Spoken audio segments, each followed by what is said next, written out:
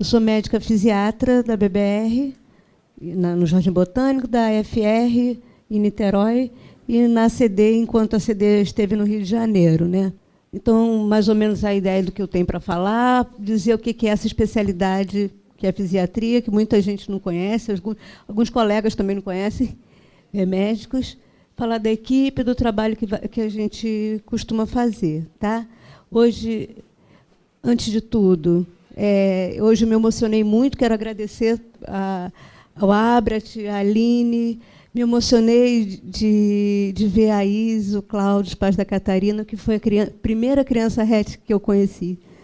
E agradecer a ajuda da Rosane, que é a mãe da Aline, e que vai ter muitas fotos delas aqui, que foi o que eu tive. Enquanto eu estava preparando a aula, minha casa foi assaltada, levaram o meu computador, o meu backup do HD externo e o pendrive que estava a aula. Então, eu perdi muitas fotos, então tive que ir catando essa semana. Tá? Então, primeira coisa, o que é a fisiatria? Que muita gente nem sabe que existe essa especialidade. E no Rio de Janeiro, ela realmente tem poucos. De criança, que eu saiba, temos 3 fisiatras que atendem criança, que é a especialidade da reabilitação.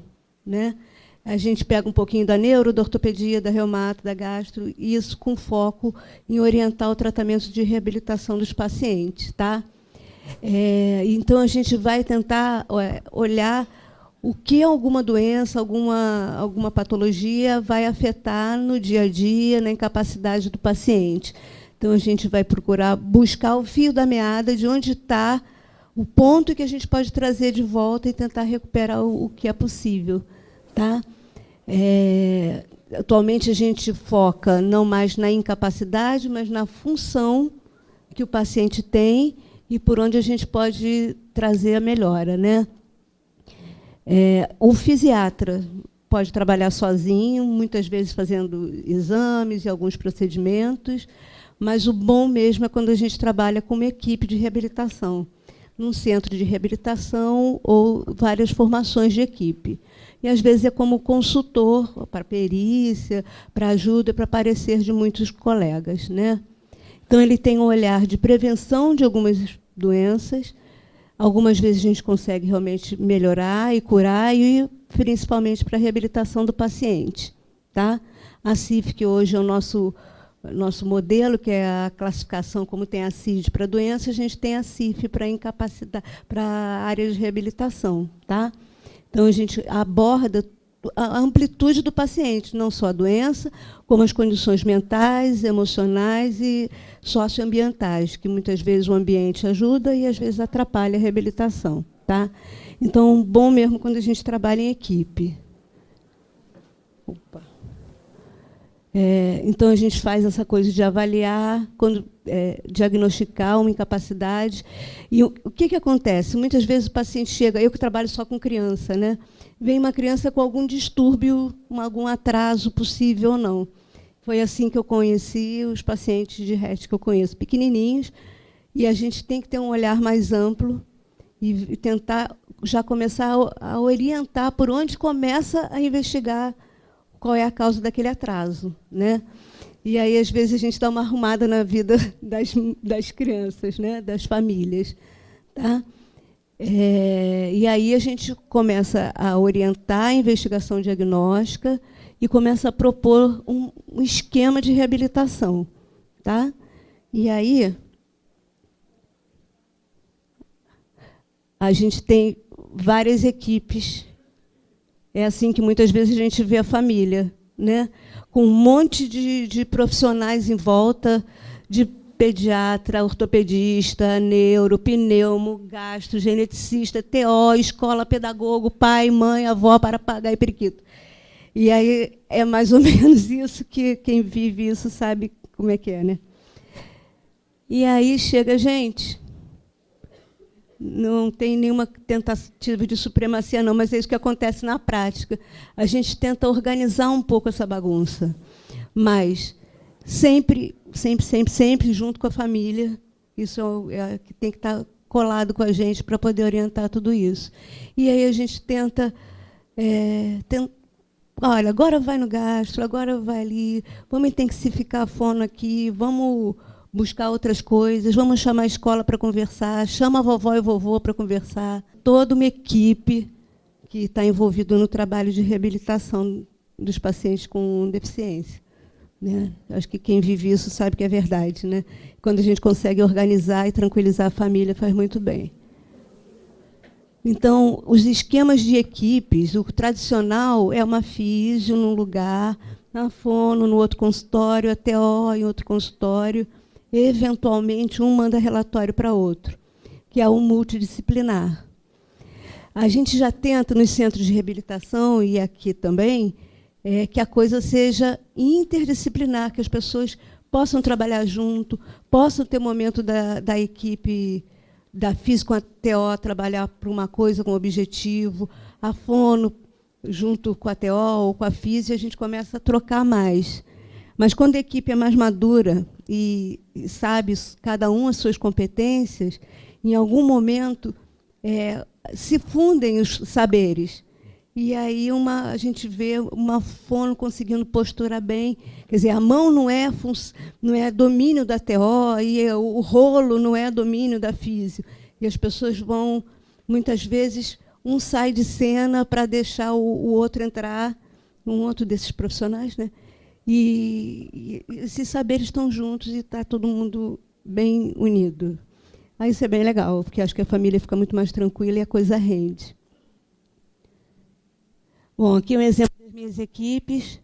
Nossas rotinas lá na FR, a gente sempre começa um ganho que a gente tem na FR, o paciente já vem com eu lá no meio, com a médica, né? A físio, TO, fono e a família todo no primeiro contato já. Porque acho que é importante, na hora que a mãe conta a primeira vez a história, eu vou ter o meu olhar médico, mas a físio vai ter o olhar dela, a psicóloga, é aquela mesmo discurso, aquela mesma filmezinho, né, que está acontecendo da mãe contando, e depois a gente senta e vê o que a gente percebeu de cada um, sem dizer que a mãe não tem que ficar repetindo toda hora a mesma história, porque é muito doloroso, às vezes, reviver aquela história. Então, a gente tenta acolher muito bem.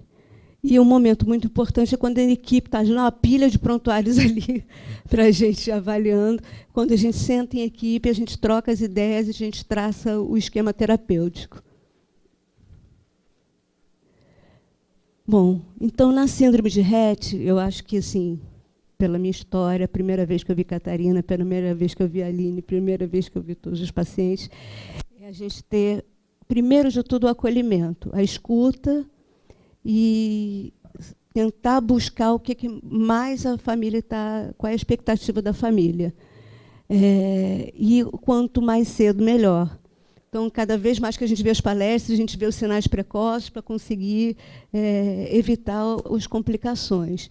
E a gente faz os encaminhamentos, pede os exames, os pareceres, e tem olhar de prevenção e as orientações externas para a vida.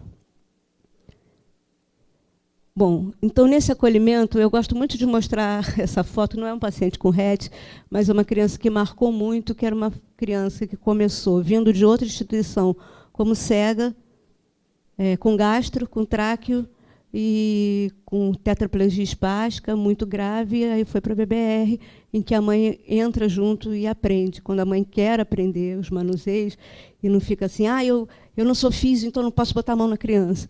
E esse menino já era uma segunda etapa, a mãe morava em área de risco, então, às vezes, tinha que fugir dos bandidos e ir embora para Paraíba, aí ficava 6 meses em tratamento, depois voltava. Já na segunda vez, ele já estava sentando, ele era muito espástico, não rolava no sustento, e pelo que ele aprendeu, ele foi fazendo. E esse menino, a última vez que esteve na BBR, já estava andando, já tinha tirado a gastro, já tinha tirado a tráqueo, tinha uma deficiência cognitiva, mas estava muito bem, muito feliz. Mas passando períodos em tratamento e a mãe malhando em casa.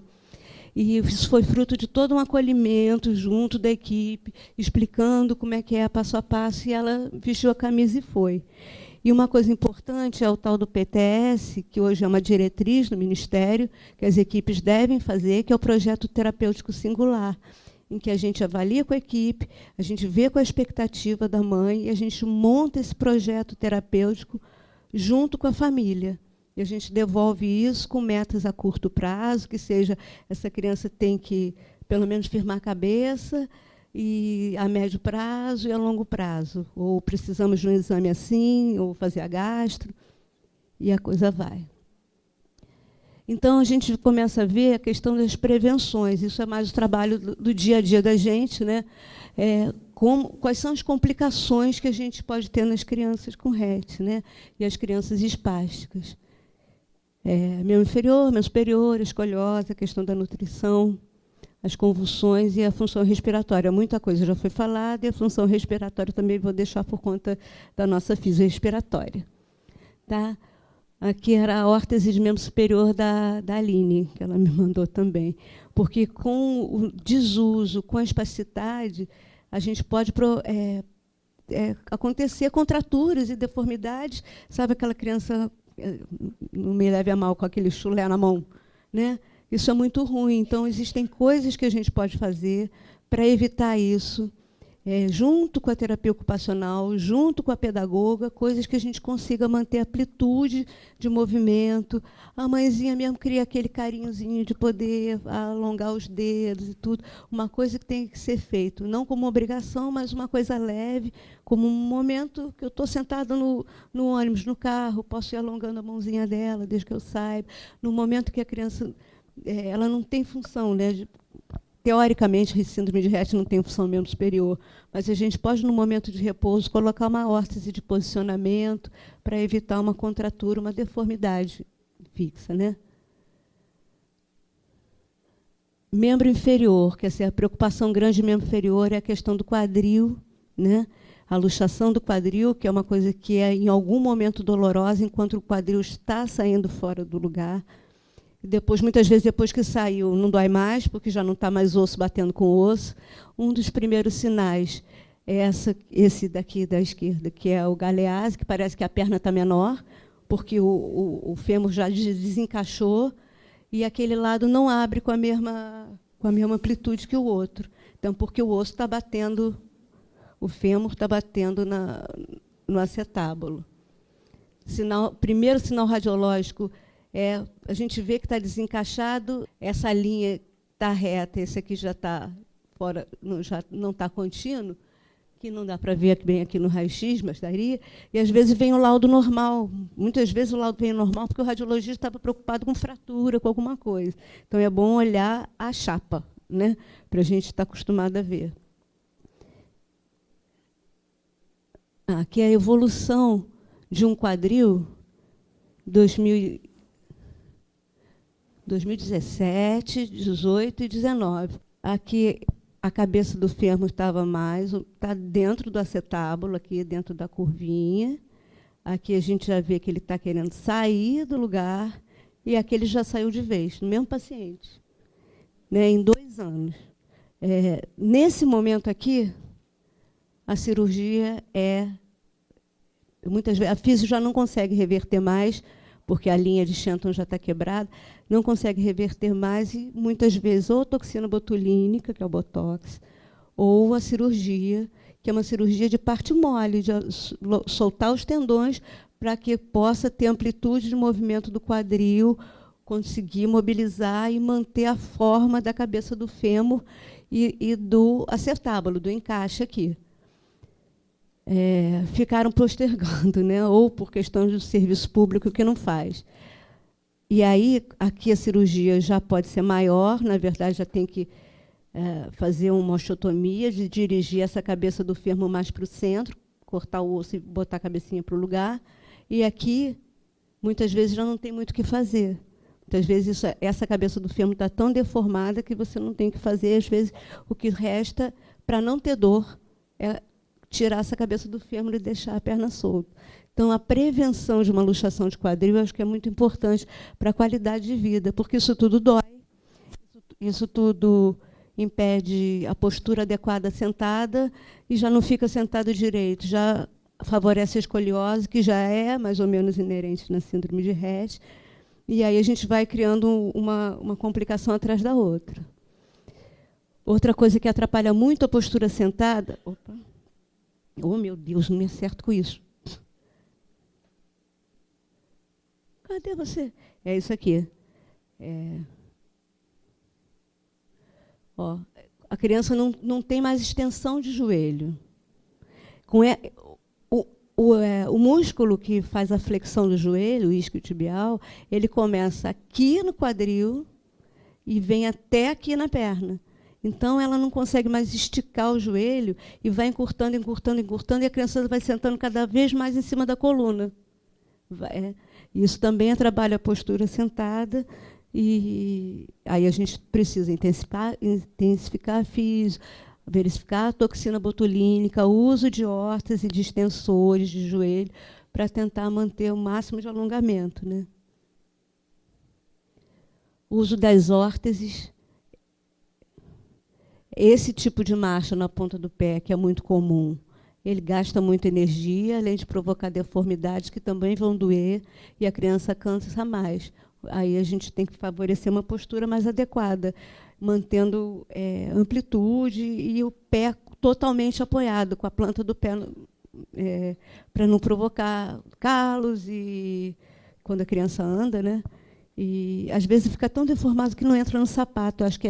Eu acho que é assim, desumano uma criança ficar com o pé tão deformado que não possa usar um sapato, ainda mais no frio, né? Acho que a dignidade a gente tem que lembrar. Às vezes alguns colegas, mas não adianta corrigir, porque não vai andar mesmo. E eu acho que isso é falta de dignidade. Acho que a gente tem que pensar nisso também. Não é porque não vai andar que não vai usar sapato, né? Aí chega numa situação dessa, como é que você vai botar um sapato aqui? Né? E uma cirurgia que podia ser feita cedo, só alongamento de tendão, de repente você vai ter que fazer cirurgia óssea, que é muito mais trabalhoso e muito mais doloroso. Outro problema das órteses, isso aí é da prática, a órtese suropodálica, as calinhas, né, famosas, elas devem manter o pé, elas são feitas para o pé ficar pelo menos em 90 graus. Então, isso aqui, o calcanhar está aqui em cima. Subiu. Além de ter a órtese, a gente tem que saber colocar a órtese. O calcanhar tem que ficar aqui no fundo, né? E a qualidade da órtese que é feita, que são várias, vou mostrar algumas que sobraram dos meus arquivos. Essa de baixo aqui, ela é uma órtese para criança que ainda anda, que ela tem uma parte da frente que é mais molinha, que dá para dar a passada mais adequada. Vários tipos de órteses. Algumas podem vir para ajudar quando o pezinho é mais chato, mais virado, pronado, que a gente fala. Pode ser adaptado dentro da calha. Esse tipo de correção do pé virado para dentro ou virado para fora pode ser em polipropileno, pode ser naquela espuma que forra a órtese. Então, acho que o técnico, junto com o físio, junto com o fisiatra, a gente pode construir junto uma órtese individualizada conforme cada um, né? Depende do fisiatra estar ali, de fazer a prescrição correta, cobrar junto com o físio e cobrar que o técnico faça. Isso é possível fazer pelo SUS também. Só basta ter alguém que vista a camisa, né? E não faça assim, uma calha e pronto, acabou. Não pode. A ideia, mais uma vez agradeço a nossa Maricota, né, que ela possa ter uma postura adequada em pé e poder participar das coisas junto com a família e da vida, né, possa estar feliz. E outra coisa que eu gosto de mostrar essa foto, não é uma criança com rete, é um menino que tinha uma displasia, e ele tinha feito milhares de cirurgias, mas o pé sempre voltava para o lugar, porque a família não era investida, não colocava a órtese, não tinha acesso à órtese muitas vezes, e ele tirava a órtese, mas eu queria mostrar sempre essa foto, porque, independente do pé estar na posição que está, ele anda. Não é a órtese que faz a criança andar, né? É o desenvolvimento neurológico. Isso é muito importante, né? Porque, às vezes, as pessoas acham que vão colocar uma órtese para a criança andar. E, na verdade, a gente manter uma posição mais adequada, evitar complicações de calosidade, poder caber no sapato. Mas o que vai fazer a criança andar é o trabalho de reabilitação junto com a capacidade da criança. Bom, a escoliose é um problema muito importante, né, com as crianças RET, principalmente muito mais intensa nas crianças que não tiveram marcha do que as que ainda têm, né? E ela não só esteticamente é ruim, mas principalmente por causa da função pulmonar, que fica comprometida, a dor, a falta de equilíbrio, que você vai ficando com a escoliose, vai caindo, e às vezes o primeiro sinal da escoliose é o desequilíbrio na marcha, aí depois a gente vai avaliar e ela está com escoliose, né? É importante avaliar na época de pico de crescimento, naquele estirão de crescimento, 6, 7 anos, antes da primeira menstruação também, e no primeiro ano depois da menstruação, são as fases críticas da escoliose que a gente tem que ficar de olho, né? Então, que normalmente existe um ângulo no raio-x que se mede a escoliose, que até 20 é aceitável. Normalmente a gente trabalha só com natação, com alguma coisa. De 20 a 40, a gente questiona o uso do colete. Eu não aguento, eu sempre, se puder, passo colete, porque eu não aguento ver as crianças entortando sem fazer nada, embora alguns digam que isso não tem poder curativo, mas acho que estabiliza, principalmente dá um equilíbrio na postura sentada, eu acho que a gente tem que fazer. Junto com a fisioterapia sempre, sempre, né? E, se possível, físio e hídrico, eu vou falar mais na frente. Acima de 40, 50 graus, a gente já começa a pensar em cirurgia. E eu, como todos vocês, eu também tinha muito medo de cirurgia de coluna, né? É uma cirurgia de grande. Ultimamente, os métodos cirúrgicos são muito mais evoluídos. Hoje já tem método cirúrgico, que eu sei que é feito, pelo menos na CD de São Paulo, que ele vai crescendo com a criança, então você pode fazer mais cedo, e as hastes, elas correm dentro dos pinos, assim, a criança vai crescendo. Então, as técnicas melhoraram muito, o pós-operatório melhorou muito. E na rede pública a gente ainda até consegue. Na época que o Hospital da Criança tinha ambulatório de escoliose, fazia cirurgia, aquele hospital lá do Valqueire, a cirurgia era em 3 meses, não tinha fila de espera, e era assim, bem legal, nunca tivemos complicação.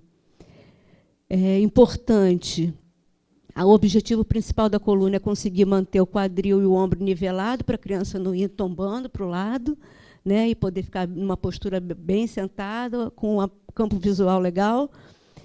E importantíssimo, ter um preparo, se não é assim, vou fazer cirurgia de escoliose, então interna amanhã e vai, né?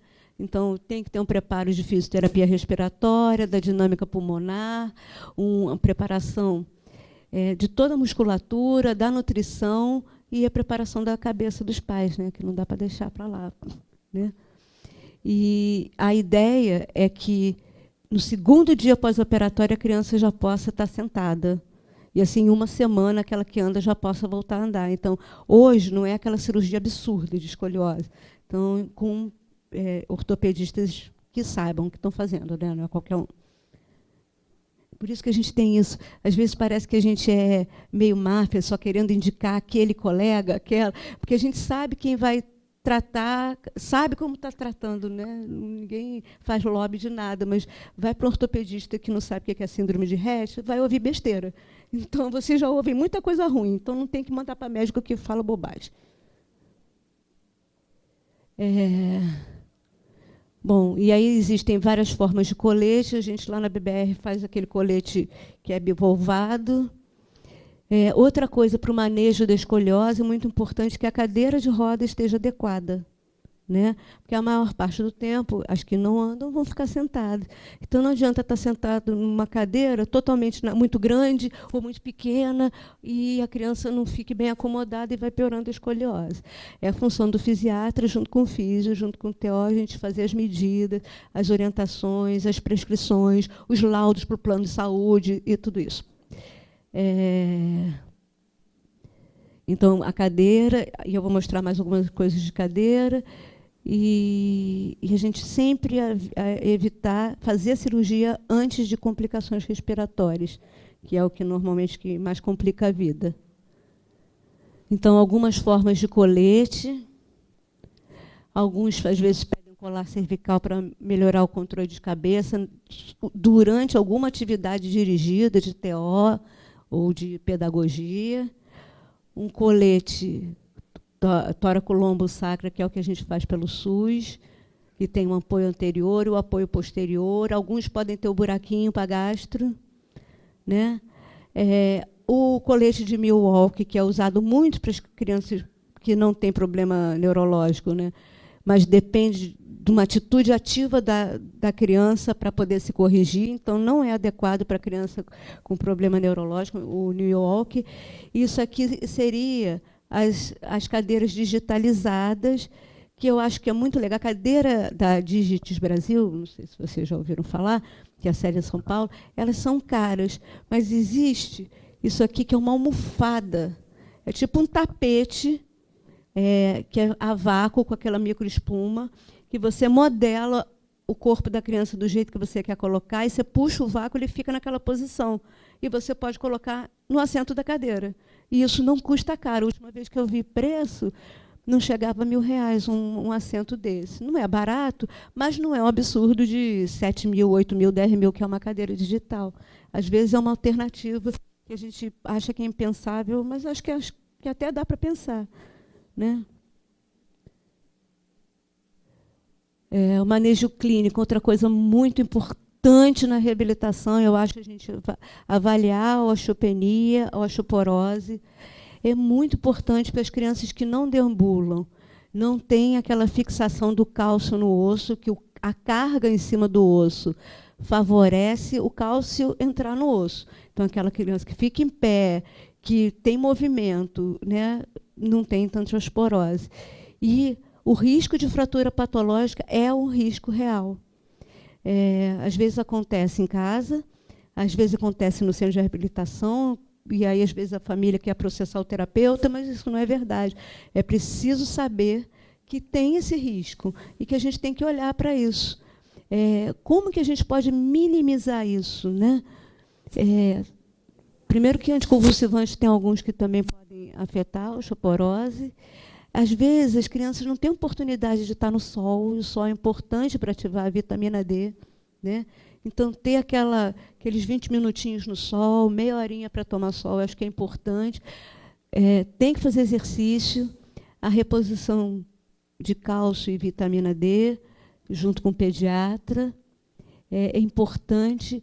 E a gente saber que existe esse risco, fratura de fêmur, fratura de coluna, que isso pode piorar muito a vida do paciente. Então, a gente não pode esquecer dessa questão de osteopenia. Osteoporose não é só coisa de mulher na menopausa, né? Nossas meninas podem ter muito cedo.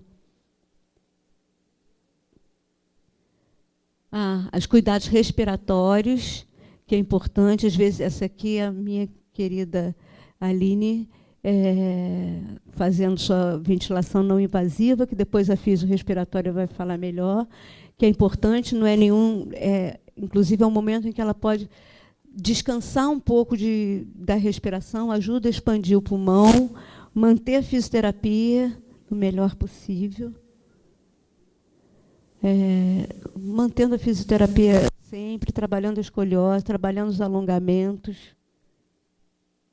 Outra coisa importante mesmo que a criança não esteja andando, manter a posição de pé. É fundamental.